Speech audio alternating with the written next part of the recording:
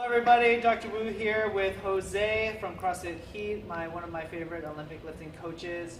It's 2016 and there's going to be some new people that want to kind of get into Olympic lifting. You know, my thing about getting into Olympic lifting is make sure that you're mobile, make sure that you have your flexibility issues kind of solved first, and then go into Olympic lifting. But what are some tips that you can give to the people that are there that may be thinking about getting into the sport, or maybe have been doing CrossFit and like kind of see the barbell club over there and they're like, what are they doing over there? I'd say first thing is you gotta find a coach. Yeah. Obviously you don't know them, so you're not sure what their personalities are. But if they have some good experience, yeah. I don't know what I consider good experience. Yeah. Because I can vary. I've seen guys that have been doing this for 3 years. Yeah. They're studs, and I've seen Yeah. guys that have been doing this for 25 years. And, Yeah. you know, they're basically just out to hurt people. Yeah. So, in that sense, you know, you have to try to find a good coach. Yeah. Some of it's luck. Yeah. I'm not gonna lie.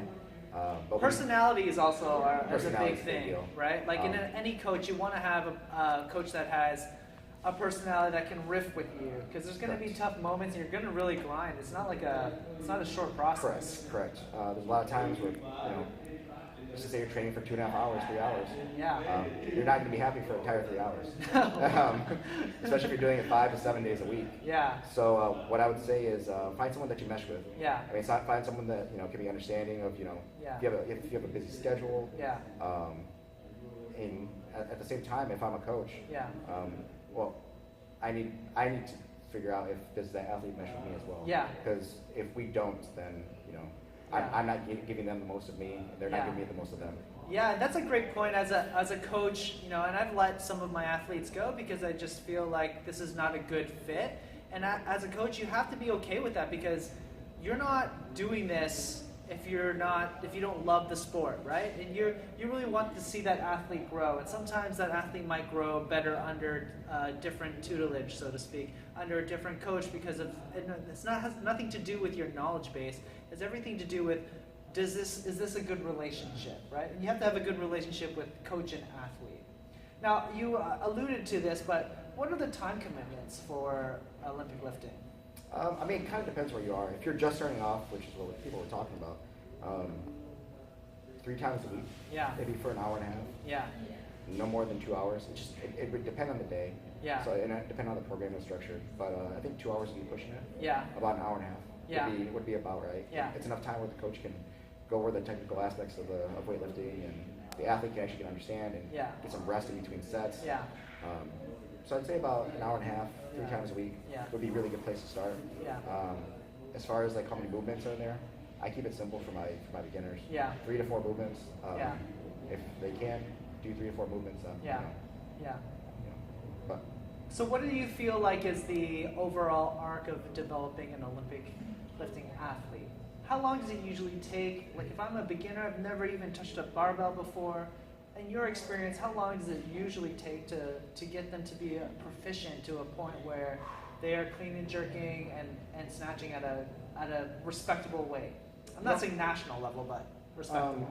You know, I mean, a lot of it would depend on, and you mentioned this right at the start of this video, flexibility. Yeah. If I get an athlete that's flexible, they're always going to progress more fast. Yeah.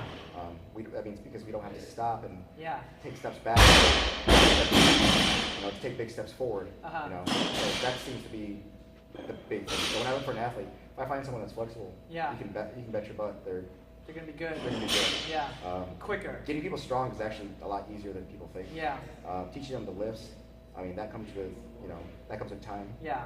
So you have to get some time, and you got to get some reps in, you got to get some miles under. Yeah. Yeah. I like that. So what do you feel like is the best advice that you could give to a beginner Olympic lifter if they came in to talk to you today? Don't expect to go 100% right from the get-go. Don't expect to be snatching 100 kilos, that's 220 pounds. Yeah. Don't expect to be doing that right from the get-go.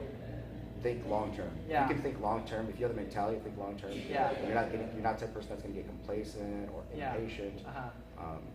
You're gonna go pretty far. Yeah. The guys that I started with that you know have made a 2+ year commitment. Yeah. Those are the guys that are doing well right now. Yeah. The ones that thought they were going to make an Olympic team in 6 months, I don't even know where they are right now. So. Yeah, set expectations. Yes. You just got to set your expectations and make the realistic expectations going forward. Correct. Well, thank you for your time. If you want more information, please go to my website at www.drwusportspod.com. Thank you. Thank you.